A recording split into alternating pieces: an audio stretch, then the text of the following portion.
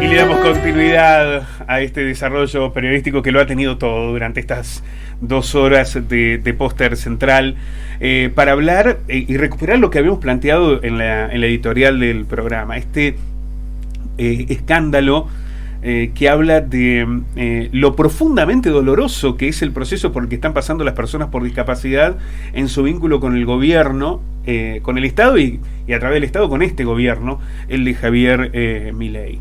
Por un lado, que los hayan expuesto tan brutalmente a tener que revalidar lo que el Estado ya había hecho en su momento, para no perder la pensión por discapacidad, y las historias que relatamos de familias que tuvieron que, con enormes dificultades, algunas familias con falencias económicas, sociales, con dificultades de movilidad, que tuvieron que ser obligadas, porque les mandaron una carta de documento, a tener que volver a plantear las circunstancias por las que recibieron esa pensión. Por el otro lado, el ajuste, ¿no?, que hace que vos pierdas tu prestador, pierdas al profesional que acompaña a tu hijo o a tu hija, que se interrumpan tratamientos, con aportes de pensiones por discapacidad que son mínimos, insignificantes en muchos aspectos, sobre todo si toma en cuenta la magnitud de la dificultad que la familia y que la persona con discapacidad deben afrontar. Y ahora nos enteramos también, porque lo dicen ellos, digo, el propio gobierno, a través de el abogado del presidente Javier Milei, que no tiene ninguna facultad técnica para ocupar el cargo que ostentaba, pero que estaba ahí, y que admitía que se pagaban coimas a través de una prestadora que beneficiaban al entorno más íntimo del presidente. Bueno, todo lo que uno puede imaginarse, y que en la realidad parece superar cualquier historia ficcional. Por eso vamos a sumar a Franco Orsato, quien es además trabajador de la Agencia Nacional de Discapacidad, para que nos ayude a reflexionar al respecto. Franco, ¿cómo estás? Buenas tardes, un placer. Buenas tardes, noche, a vos y a toda la audiencia. Bueno, qué ensañamiento, ¿no? Sí, realmente uno de los colectivos, realmente, digo que en esto el gobierno ha tenido ensañamiento con todos los sectores, ¿no? Digo, cuando uno empieza a enumerar el sector del Estado, no queda un solo sector del Estado que no haya sido agredido, digamos, en el marco de estas políticas de ajuste y de despidos, digamos. Realmente ha sido impresionante, un ajuste brutal. Discapacidad es un sector que es muy sensible, digamos, porque, como nosotros siempre solemos decir, es un sector que de alto nivel de vulnerabilidad social, digamos, ¿no? Nosotros, cuando el programa más fuerte o insignia, digamos, dentro de ANDI es el programa de pensiones no contributivas, la pensión por discapacidad, digamos, esto que vos recién comentabas, esta iniciativa del gobierno de someter auditorías a todo el colectivo de discapacidad que posee una pensión. Estamos hablando de 1.100.000 personas, realmente una locura, ¿no? De volverlos a someter, digamos, a un proceso de evaluación, revalidar la discapacidad. Digo, eso como una sola parte, digamos, de toda la agresión en discapacidad. Como vos decías bien, el tema de las prestaciones médicas, la medicación, los procesos de las rehabilitaciones, digo, el gran espectro que compete a discapacidad, ¿no? Digo, es un gobierno que se llevó puesto todo, digamos. Y también hay que dimensionar, porque en esto aparece el rol de los medios de comunicación, cuando se lanzan esas denuncias públicas, que ¿desde qué lugar se lanzan? Desde lo inconmensurable. Cuando vos te dicen, hubo corrupción, no, todo es corrupto. O cuando dicen, bueno, pero hubo desvío, no, todo es desvío. Entonces, en lo inconmensurable es imposible advertir lo que realmente ocurre y lo que no. Entonces se decía, no, todo el sistema de pensiones de discapacidad está impregnado por la corrupción. Entonces, que vayan todos a hacer la auditoría. ¿Cuál es la realidad de lo que quedó? Bueno, eran hechos puntuales que obligaron o que sometieron a todas las familias ya pasan por enormes dificultades que deben atravesar a diario, a tener que revalidar eso frente al gobierno. Y es un instrumento muy cínico, porque después tiene el título del diario, ¿no? Claro, digo, la metodología, digo, el modus operandi de estos gobiernos siempre es el desprestigio, digamos, ¿no? Sobre todo de todas las políticas públicas que van hacia los sectores sociales más vulnerables. La política sobre pensiones no contributivas es sensible para el presupuesto de este gobierno y tenía que, para este gobierno, en función de su política, ser agredida directamente. Cuando pase este proceso nos vamos a dar cuenta, al igual que cuando fue también la política agresiva en su momento de Mauricio Macri, cuando fue presidente, que hizo el mismo tipo de denuncia. Cuando se van, no queda nada, porque no hay denuncia en la justicia, o sea, es todo un gran montaje, digamos, en el cual los medios de comunicación son partícipes, digamos, se produce el desprestigio, y el desprestigio sobre todo el colectivo de discapacidad, sobre la institución, sobre la Agencia Nacional de Discapacidad y sobre los trabajadores y trabajadoras de Andis. Digo, en esto no es menor. Si tenemos en cuenta, aparte de que se miente todo el tiempo, digo, el proceso de auditoría es continuo en Andis. Una de las áreas de evaluación de expedientes es auditoría médica. Entonces es imposible que eso que en su momento Adorni muestra como una radiografía graciosa de un perro, que nunca pasó, porque eso inmediatamente se detecta, se separa el caso y nunca puede llegar a cobrar una pensión una persona con ese tipo de radiografía. Digo, eso que él montó y eso que montó en escena entre los medios, digamos, es una mentira, pero con esa mentira abarca, o en todo caso pretende abarcar a toda la generalidad, o ponen un manto de sospecha sobre la generalidad. Claro. Y ahí aparecen las instituciones, aparecen los trabajadores de esas instituciones públicas y aparecen los propios discapacitados, las personas con discapacidad que debieron salir a decir, no, yo tengo esta dificultad, tengo que enfrentar esta situación. Los obligaron y las obligaron a pasar por esa circunstancia. El ensañamiento que ha habido en este sector en particular es tremendo. Pero ahora se suma la cuestión de esta denuncia que surge, no porque el gobierno o el propio titular del Andis, o el que era titular del Andis, lo hayan denunciado, porque no lo denunciaron públicamente. Lo que se hace es, se filtró un audio en el que admite que estas cosas sucedían y que él tenía todas las pruebas en el celular. Bueno, ha habido una denuncia por fuera de las propias estructuras del Estado y la investigación que ha llevado a los allanamientos. Hoy se realizaron varios, detuvieron en realidad le secuestraron elementos, no ha sido detenido el empresario presidente de Suizo Argentina, y también le secuestraron elementos y el propio celular a el ex titular del Andis, al quien le han prohibido salir del país, pero no está detenido. Pero que habla también de este doble discurso, ¿no?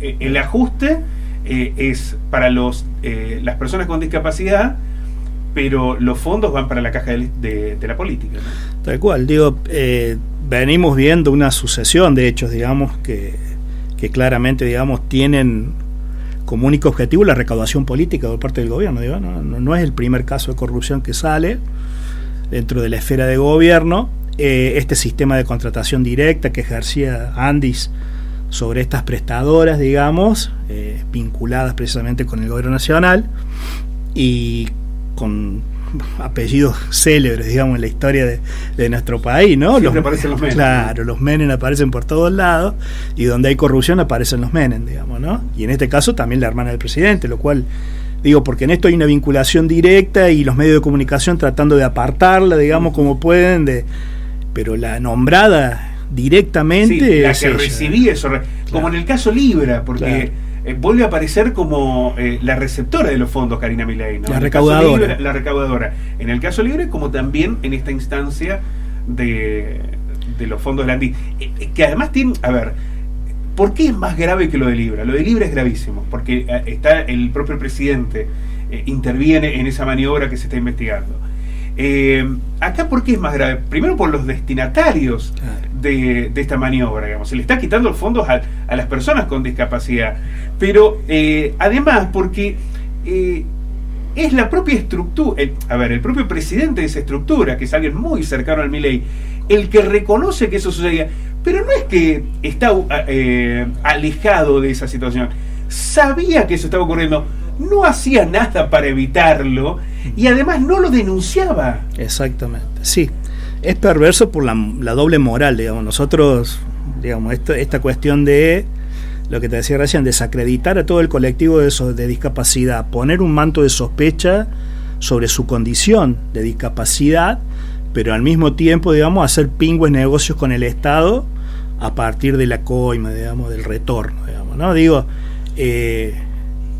una práctica tan vieja, digamos, tan de casta, digamos, ¿no? Que siempre venimos viendo de estos sectores, digamos, que no es nada nuevo, digo, pero que me parece lo pone, como decir, en un lugar distinto al caso Libra.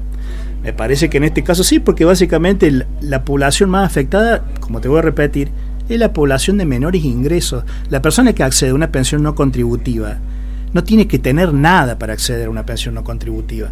Se verifican todos si tiene ingresos, si no tiene ingresos, si tiene bienes o no tiene bienes.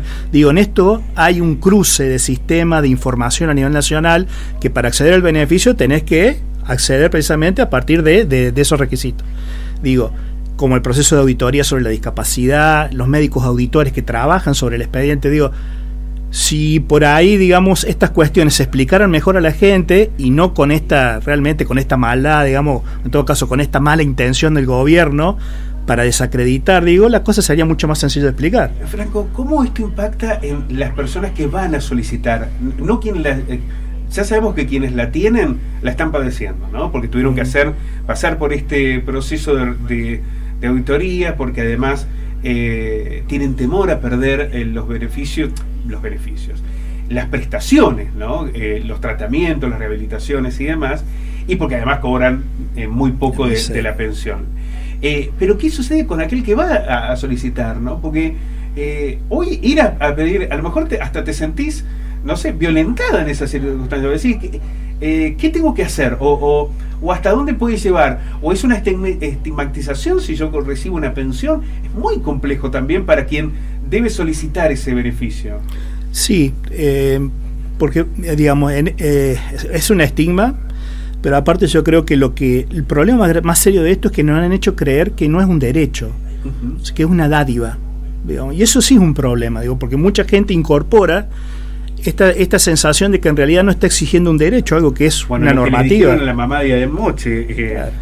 Si tenés un hijo con discapacidad, el problema no es del Estado sino tuyo, como familia. Español se lo dijo, digamos, claro, directamente. Sí. Digo, el titular de la Agencia Nacional de Discapacidad le está diciendo que el Estado no tiene nada que ver con algo que está escrito, una normativa que está escrita en la Constitución, en la cual el Estado tiene que respaldar y tiene que obrar en consecuencia respecto a ese marco normativo. Digo, por eso es importante, y en esto, digamos, el tema de la emergencia en discapacidad y que se haya aprobado y que no se vetara, digo, porque es fundamental, digamos, en esto, porque vuelve a establecer un marco normativo que es acorde a la Convención Internacional de Derechos de Personas con Discapacidad. Las claves. ¿Cuáles son las claves de esta emergencia? Bueno, se hace una prórroga hasta el 2027 y se declara la emergencia hasta diciembre del 2027. Y en eso lo que se está diciendo es que primero se tiene que adecuar toda la normativa a la Convención Internacional, que es algo que nuestro país firmó y adhirió a nivel internacional y tiene fuerza de ley. Digo, y en esto el Estado tiene que garantizar las prestaciones, el presupuesto, tiene que actualizar los montos de las prestaciones mensualmente por IPC, por ejemplo, tiene que garantizar el presupuesto para el funcionamiento de pensiones no contributivas, para las rehabilitaciones, para los talleres protegidos. Digo, hay la mayoría del universo de puntos que tienen que ver con el cumplimiento por parte del Estado de lo que ya ha suscrito con anterioridad, digamos, que es básicamente lo que en su momento fue el Sistema Integral de Prestaciones para las Personas con Discapacidad, pero adecuado a la normativa. Y esto es muy importante, porque esa convención, digamos, es la puerta de entrada a lo que después fue el modelo social de discapacidad, en donde ya no se hacía hincapié en el modelo médico o de rehabilitación, sino que se pone mucho más énfasis en lo que son las barreras. Una persona con discapacidad, con su condición de discapacidad, básicamente el problema fundamental es su entorno, digamos, lo que discapacita es el entorno. Entonces, digo, las barreras sociales, actitudinales, económicas, de todo tipo, arquitectónicas, digo, todo el tipo de barreras que ponen precisamente entre la persona y su medio, vallas, digamos, que hacen insalvable, digamos, que esa persona pueda tener una vida digna y una proyección de vida para futuro, digamos. Todo eso, bueno, es muy importante. Y lo que está diciendo, digamos, esta emergencia es eso, que tenemos que ir hacia eso, digamos, y garantizar lo que son lo mínimo, los presupuestos mínimos para un punto de partida. Exactamente. Un punto de partida, pero que es sustancial, ¿no? Bueno, lo hemos planteado en el programa a través de las historias que cada mamá y cada persona con discapacidad nos ha expresado más abiertamente de todo lo que implica cuando el especialista que te acompaña ya no está, cuando el tratamiento se dilata, cuando vas a la obra social y te dicen que no y no sabes a quién recurrir y tenés que ir a la justicia y no tenés los recursos, y cuando la plata que te dan no alcanza. Bueno, esa sistematicidad en las dificultades que se le imponen desde el Estado a las personas con discapacidad y que han llevado, bueno, a estas postales que además, cuando las veamos desde una perspectiva histórica, ¿no? Personas con discapacidad movilizándose, cercadas por policías, en algunos casos violentadas. Es un escenario tan sombrío el que está atravesando la Argentina, que cuando lo veamos en perspectiva histórica vamos a tomar dimensión de la brutalidad por la que estamos atravesando.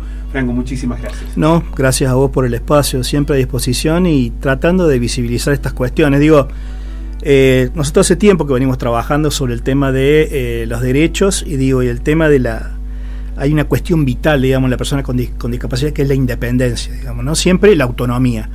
Y es un concepto que es muy amplio, pero me parece que es fundamental. Y todas estas cuestiones hacen a la autonomía, el proyecto de una vida digna, digamos, ¿no? Y en eso incorpora un tema, digamos, que en algún momento el Estado va a tener que retomar, que es el cupo laboral para personas con discapacidad. El Estado tiene que, según la Constitución, garantizar que el 4% de las personas con discapacidad tengan que tener un empleo. Y eso no se respeta en Argentina, no llega al 1%. Este es un punto de partida, no tenemos que perder de vista el horizonte. Ojalá que las mejores respuestas lleguen, Franco. Muchas gracias. Gracias Franco Orsato, quien es trabajador de la Agencia Nacional de Discapacidad en Río Cuarto, en una semana donde ha habido muchos contrastes, ¿no? Por un lado, afortunadamente el Congreso ha ratificado el rechazo al veto, pero por el otro lado hay un largo camino por transitar.